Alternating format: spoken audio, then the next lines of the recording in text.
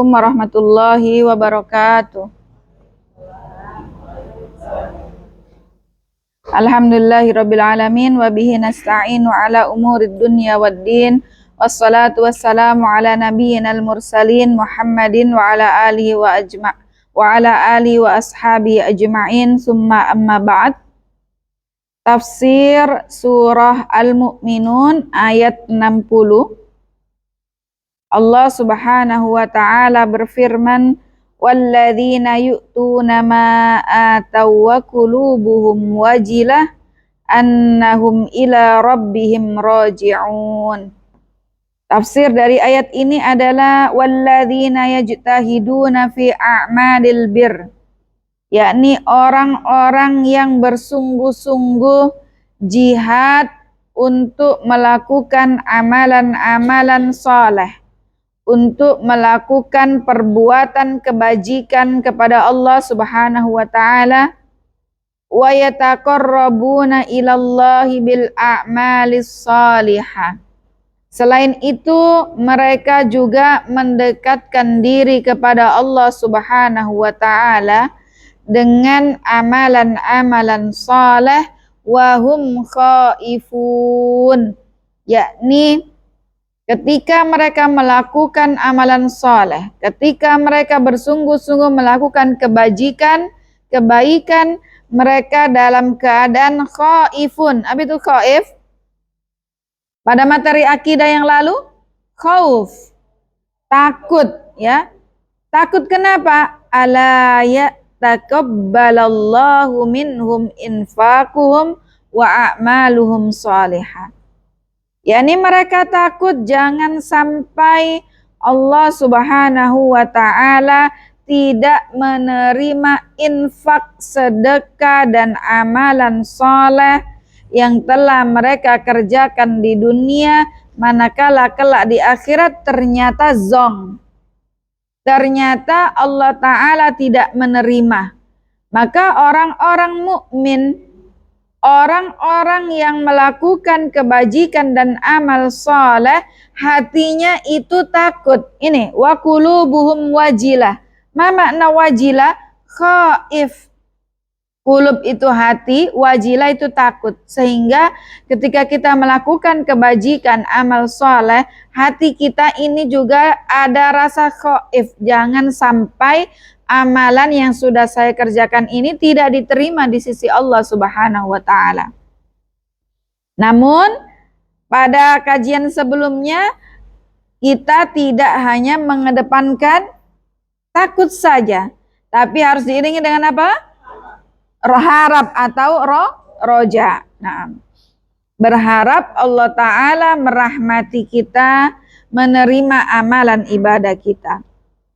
Ulaika yusari'una fil khairati wa hum laha sabiqun.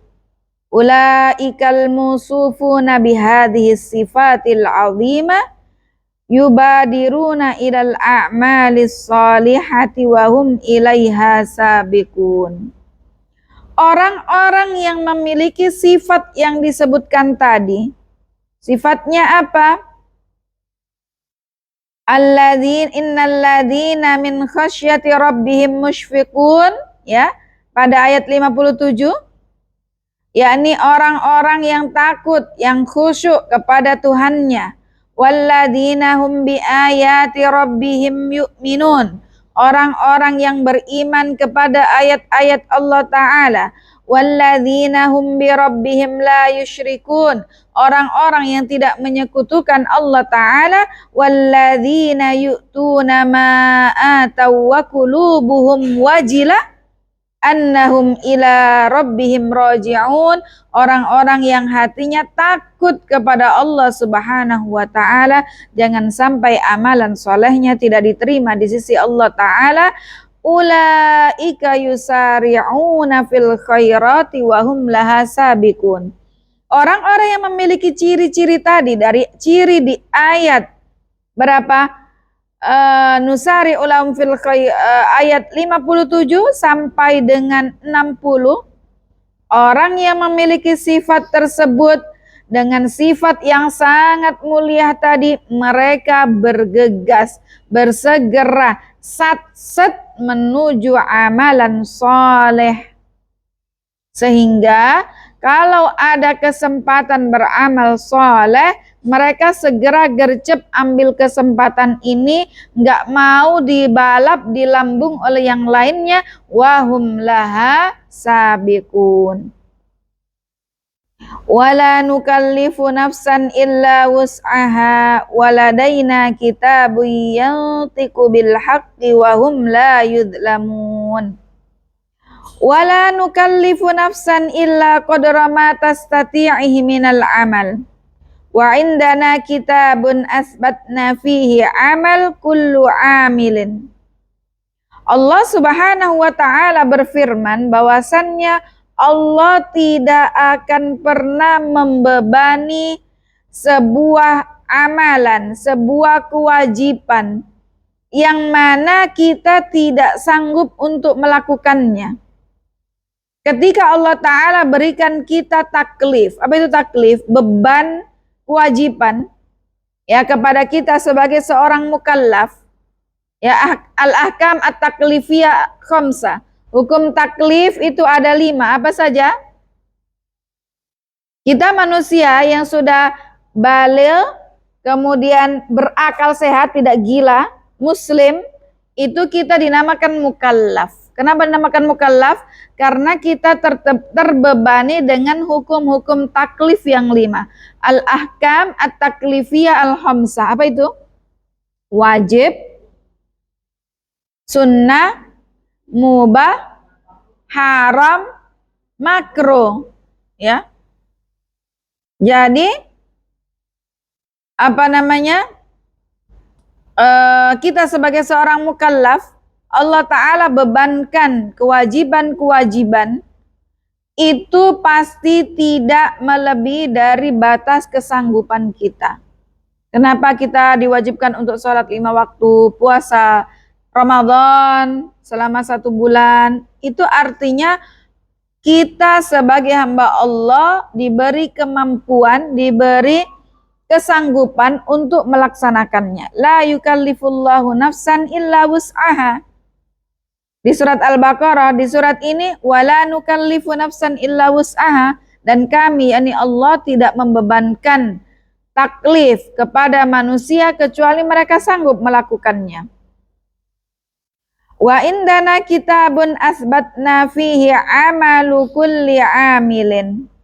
Dan juga Allah Ta'ala berfirman bahwasannya kami turunkan kitab, di mana kitab tersebut wa indana, atau kami memiliki kitab, afwan, bukan kitab Al-Quran maksudnya, kita memiliki buku catatan yang mana setiap hamba Allah Ta'ala seluruh amalannya dicatat dengan detail, dengan lengkap, tidak ada yang terlewatkan. Kalau kita manusia terkadang terlewat yang kita catat, tapi catatan Allah Subhanahu wa Ta'ala, kitab, ya, buku catatan amalan kita, tidak ada yang terlewat. Yantiqu bil haqqil ladzi la miryata fihi. Yang mana buku ini nanti waladaina kitabun yantiqu bil haqq. Kelak di hari pengadilan Allah Ta'ala, buku catatan ini dengan izin Allah Subhanahu wa Ta'ala akan menyerukan kebenaran, menyerukan yang hak, di mana tidak ada keraguan di dalamnya. Wahum la yudlamuna binaqsi hasanatihim wala ziyadati sayyiatihim. Sehingga ketika di hadapan pengadilan Allah Ta'ala, seseorang mungkin bisa berdusta mulutnya. Tidak, ya Allah, saya bersedekah ikhlas karenamu. Tapi di buku catatan ada, dia akan berbicara, bersaksi, enggak ya Allah, dia omongannya saja dia bilang ikhlas padahal tidak. Dan tidak ada seorang pun yang akan dizalimi. Kenapa kok amalan saya banyak, kok ternyata timbangannya sedikit, atau sebaliknya amalan saya sedikit kok ternyata timbangannya berat. Ada yang salah dengan timbangan ini? Tidak. Semuanya, tidak ada seorang pun yang dizalimi di hari akhirat kelak. Semuanya keadilan dengan fawwahu ahkamul hakimin. Allah Subhanahu wa taala Maha yang paling adil yang akan menghakimi secara adil kepada seluruh hambanya. Sehingga tidak ada seorang pun yang akan protes bahwasannya kenapa amalan yang saya lakukan ini tidak ada di amalan catatan amalan soleh. Bisa jadi amalannya terhapus, terbang sia-sia karena tidak ikhlas karena Allah Subhanahu wa taala. Bal qulubuhum fi ghamratin min hadza wa lahum a'malum min duni dzalik hum laha 'amilun. Bal qulubul kuffari fi ghaflatin min hadzal kitabil ladzi yantiqu bil haqq. Akan tetapi hati orang-orang kafir ini dalam keadaan lalai. Mereka mengingkari bahwasannya kitab catatan amal ini kelak bisa menyuarakan yang hak, menyuarakan kebenaran. Wal kitabul ladzi nazala alaihim. Dan juga orang-orang kafir ini mereka lalai, mereka tidak mengimani, mereka tidak mengamalkan apa yang terdapat di dalam kitab suci yang Allah Ta'ala turunkan kepada mereka.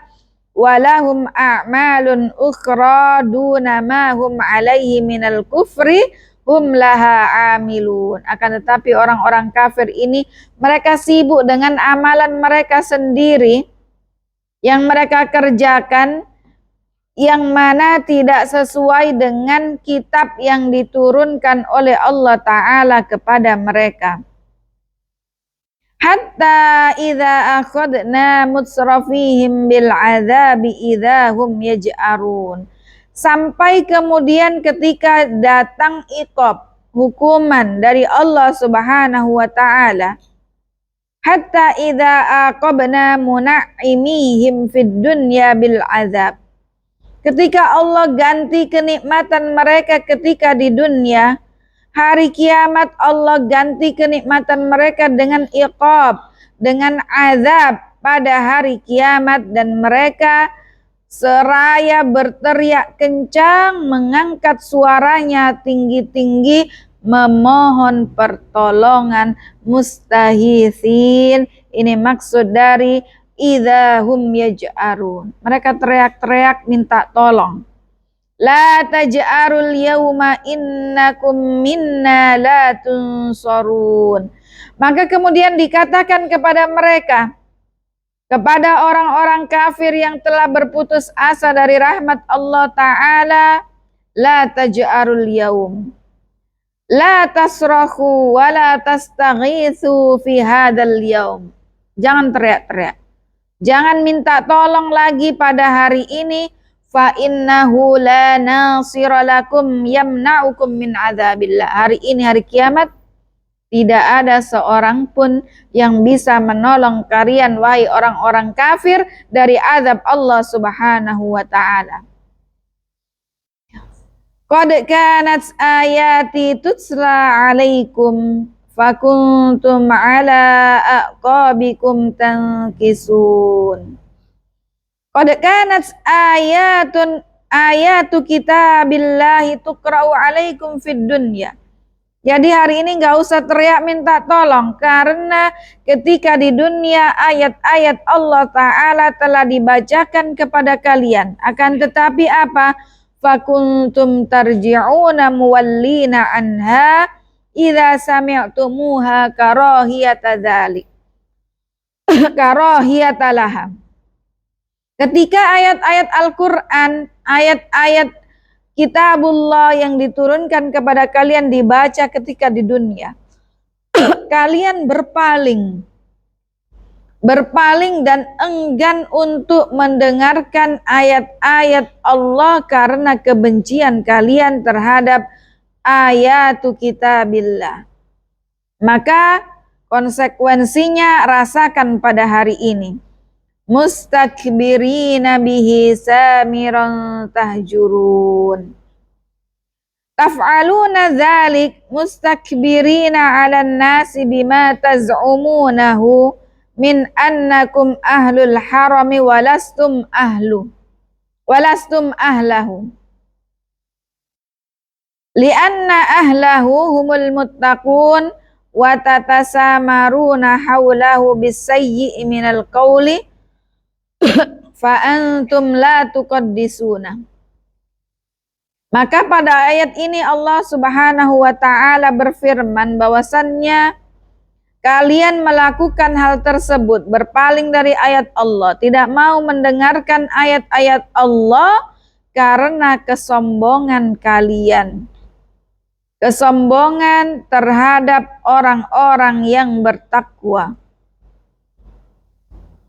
Yang mana mereka mengira bahwasannya kalian menduga kepada orang-orang mukmin bahwasannya mereka telah melakukan perbuatan yang sesat, dan kenyataannya adalah sebaliknya.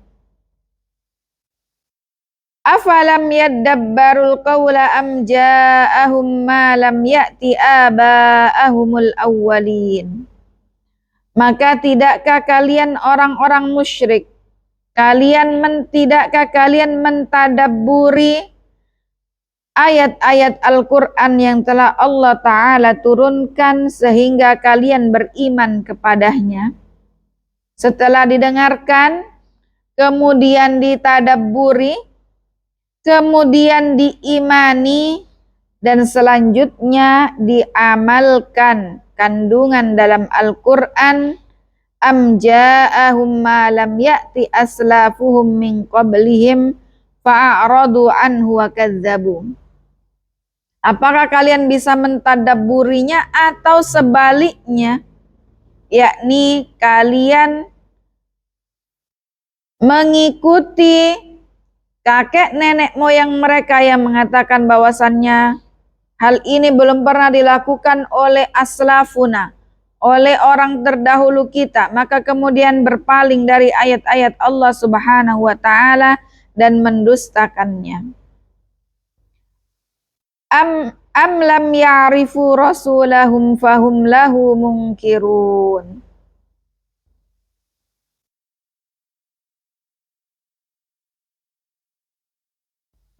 Ayat 69. Am innahum lam ya'rifu Muhammadan sallallahu alaihi wasallam alladzi arsalahu Allahu ilaihim. Apakah mereka tidak mengenal, tidak mengetahui Nabi Muhammad sallallahu alaihi wasallam yang telah Allah Ta'ala turunkan kepada mereka? Fahum munkirun, yakni mereka mengingkari Nabi Muhammad utusan Allah Subhanahu wa taala, padahal mereka telah mengenali Rasulullah, telah mengetahui bagaimana track record dari Rasulullah mengenai kejujurannya, mengenai bagaimana beliau amanah dalam menjalankan setiap profesi ataupun amanah yang dititipkan kepada beliau.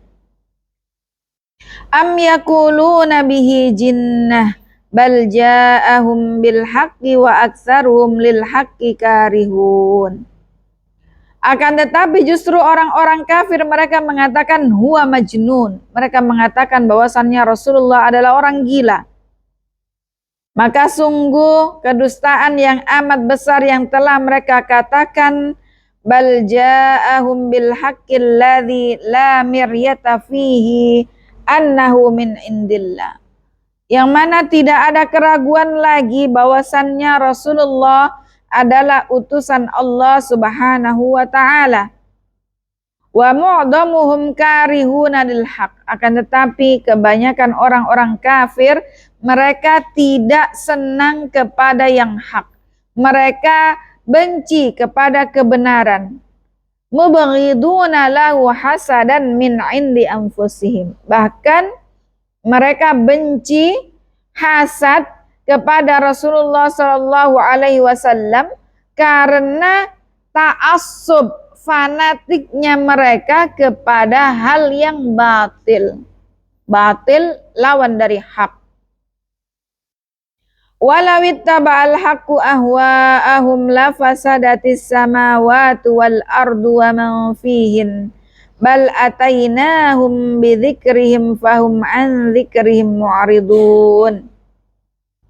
Andai kata Allah Subhanahu wa taala melakukan apa yang diinginkan oleh mereka, yakni mengikuti hawa nafsu dari orang-orang kafir, kemudian Allah kabulkan, Allah laksanakan, maka akan hancur binasalah langit dan juga bumi dan juga apa yang ada di dalamnya. Karena apa? Karena mereka jahil, bodoh terhadap al-aqibah, akibatul umur, yang mana mereka tidak mengetahui bagaimana balasan kelak pada hari kiamat, yaumul akhir. Am tas'aluhum kharjan fa kharaju rabbika khair wa huwa khairur raziqin. Dan engkau wahai Rasul, hal talabta ayyuhar Rasul ajran min haula'i ala ma ji'tahum bi. Maka hal talabta ayyuhar Rasul, apakah engkau wahai Rasul meminta upah, meminta pahala dari mereka dari dakwah yang Nabi sampaikan, sehingga menjadikan mereka menolak dakwah ajaran Islam yang dibawa oleh Nabi Muhammad sallallahu alaihi wasallam? Tentunya tidak. Fathawabu rabbika wa ajruhu khairun min thawabi haula'i wa ghairihim. Karena pahala di sisi Allah Ta'ala ini lebih agung, lebih besar daripada kalau misalnya mereka membalas atau membayar dakwah Rasulullah sallallahu alaihi wasallam. Wallahu subhanahu khairur razikin. Allah adalah sebaik-baik maha pemberi rizki. Wa innaka latad'uhum ila siratim mustaqim. Dan sesungguhnya engkau wahai Rasul, sungguh engkau menyeru kepada mereka dan lainnya kepada jalan yang lurus. Apa itu thariqul mustaqim? Yakni thariqul Islam, jalan Islam, agama yang diridhoi oleh Allah Subhanahu wa taala. Wa innal ladzina la yu'minuna bil akhirati 'anis sirati lanakibun. Dan sesungguhnya orang-orang yang tidak beriman kepada hari akhir, tidak beriman bahwasannya kelak akan dibangkitkan, ada yaumul hisab, hari perhitungan pembalasan yang akan diberikan pahala maupun siksa, yang mana mereka ma'iluna ila ghairiha, mereka condong dari siratal mustaqim, jauh dari agama Islam menuju jalan yang bengkok yang bisa menjatuhkan atau menyampaikan mereka kepada neraka jahanam. Na'udzubillahi min dzalik. Jamaah sekalian, a'azzani Allah wa iyyakunna jami'an. Faedah dari ayat ini yang pertama adalah khauful mu'min min adami qabuli amalihi shalih. Bahwasannya orang mukmin itu takut, cemas, khawatir jangan sampai amalan solehnya tidak diterima di sisi Allah Subhanahu wa taala. Maka tentunya kita berusaha untuk melakukan setiap amalan kebajikan kita memenuhi syarat-syaratnya sehingga dekat untuk diterima di sisi Allah Subhanahu wa taala. Faedah yang kedua, sukutut taklif bima la yustata rahmatan bil ibad. Bahwasannya ketika hukum taklifi itu tidak lagi dibebankan kepada seorang mukmin, yang mana ia tidak sanggup untuk mengerjakannya, maka ini adalah rahmat Allah kepada hambanya. Contohnya apa? Puasa Ramadan, hukumnya wajib. Tetapi manakala seseorang sedang sakit atau sedang safar, maka Allah Ta'ala berikan rahmatnya berupa rukhsah, diperbolehkan untuk berbuka. Ini adalah rahmat Allah Subhanahu wa Ta'ala bagi hambanya yang tidak sanggup untuk melaksanakan taklif ini, sehingga nanti diganti ketika hari-hari sesudah Ramadan, ketika sudah sehat atau ketika sudah dalam kondisi mukim. Yang ketiga, at-tarafu mani'un min mawani'il istiqamah wa sababun fil halaf. Bermegah-megah, bermewah-mewah, ini termasuk salah satu dari hal yang bisa menghalangi keistiqomahan seorang hamba. Bukan berarti kemudian mukmin itu tidak boleh kaya, boleh, sangat baik. Karena Allah Ta'ala mencintai hambanya yang qawi, yang kuat dari segi mental, fisik, iman, harta benda, sehingga bisa banyak bermanfaat buat lainnya. Akan tetapi manakala sibuk dengan kemewahan dan menikmatinya sehingga lalai, maka ini menjadi salah satu penghalang keistiqomahan seorang hamba. Bayangkan kalau kita sudah terbiasa di rumah dengan spring bed yang empuk, spring bednya harganya 50 juta misalnya, dengan fasilitas AC yang kita sudah nggak ada, mie keringat tak yang turun walaupun sebiji. Ketika kita berangkat untuk pergi bermajelis, kemudian kita akan merasakan gerah, panas. Tidakkah kemudian kita merasakan lebih enak saya di kamar, ngadem, ya nggak? Maka dengan bermegah-megah, bermewah-mewah ini bisa menghalangi seseorang dari keistiqomahan. Maka jadikan kenikmatan yang Allah Ta'ala berikan ini sebagai sarana kita untuk semakin mendekatkan diri kepada Allah Ta'ala, bukan sebagai mani' penghalang dalam keistiqomahan kepada Allah Subhanahu wa Ta'ala. Sehingga kita memahami bahwasannya kenikmatan-kenikmatan yang Allah Ta'ala berikan ini adalah hanya sebagai fasilitas kita untuk kemudian menjadi kendaraan atau sarana untuk mendekatkan diri kepada Allah Subhanahu wa Ta'ala. Oh, habis hujan, ya malas pergi, mobil baru dicuci, baru kita mau pergi kajian. Bagaimana yang terjadi? Becek-becek mobilnya kotor nggak? Kotor. Kalau kita berpikir, sayangnya saya mobil baru keluar dari door smearing, baru kita bawa pergi kajian, cepret-cepret nanti kena lumpur. Apalagi kayak saya rumahnya di Konda, yang jalanannya alhamdulillah, nggak pernah itu mobil bersih. Jadi nggak usah ambil pusing, karena kendaraan ini sebagai fasilitas kita untuk mendekatkan diri kepada Allah. Sehingga semewah apapun, biar mobil yang saya miliki Alphard, kalau waktunya kotor, hujan, ya sudah kita berangkat pergi kajian. Ada kendaraan yang Masya Allah bisa melindungi kita dari panas dan juga hujan. Jadi yang kalau kotor pun yang kotor mobilnya, bukan kita. Kita masih bisa masuk masjid, bermajelis untuk berusaha menjaga keistiqomahan kita. Karena dengan menghadiri majelis ilmu, ini salah satu wasilah, sarana untuk kita menjaga keistiqomahan. Jujur ketika saya juga misalnya lama libur kajian, bukan hanya yang belajar, yang ngajar juga menghadapi keistiqomahan yang kendur. Karena sejatinya ketika kita mengajarkan, itu juga belajar. Sebelum ngisi kajian kita belajar dulu. Kemudian dapat faedah-faedah lagi, oh iya ya, ingat lagi, yang kadang kita lupa teringat lagi, kita lalai teringat lagi. Begitu juga ketika kita kajian, sehingga ini menjadi sebuah recharge, kembali mencas spiritual kita, rohani kita, untuk kembali. Terkadang istiqomah kita kendor, Karena al-imanu yazidu wa yankus. Iman itu naik turun. Bagaimana naiknya? Ketika baterai handphone kita isi, maka dia akan full. Yazidu bitta'ah wa yankus bil maksiyah.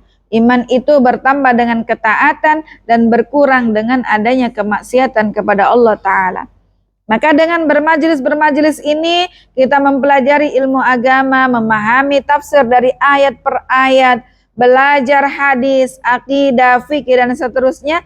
Ini dalam rangka taqarrub kepada Allah Subhanahu wa taala. Taqarrub ilallah sehingga keistiqomahan kita bisa kita pupuk, kita rawat, kita siram, kita jaga. Kemudian yang terakhir, faedah dari ayat-ayat ini adalah kusuru uqulil bashar an idraki katsirin minal masalih. Bahwasannya akal kita, akal manusia itu terbatas, nggak bisa kemudian bisa merengkuh semua kemaslahatan. Makanya terkadang kita melihat sesuatu di mata kita biasa aja. Ketika saya melihat di depan rongsokan misalnya, barang rongsokan, potong-potongan besi atau apa ya yang udah nggak kepake. Mungkin di mata saya, di akal pikiran saya ketika saya pertama kali melihat first saying, ini barang rongsokan nggak ada manfaatnya. Tapi ketika di mata orang misalnya, kayak orang Madura itu Masya Allah pintar. Itu lihat itu, oh ini bisa menjadi uang ini. Dikumpulkan barang rongsokan, dijual ya. Itu menjadi wasilah rezeki ternyata Masya Allah ya. Maka akal kita itu hanya sebagian contoh saja, kita analogikan. Akal kita, akal manusia kita ini terbatas, tidak bisa membaca semua, tidak bisa merengkuh semua, bahwasanya pada hal tersebut terdapat kemaslahatan, terdapat banyak kebaikan, terdapat banyak faedah. Jadi maka dari itu pentingnya kita juga berinteraksi dengan sesama atau muamalah.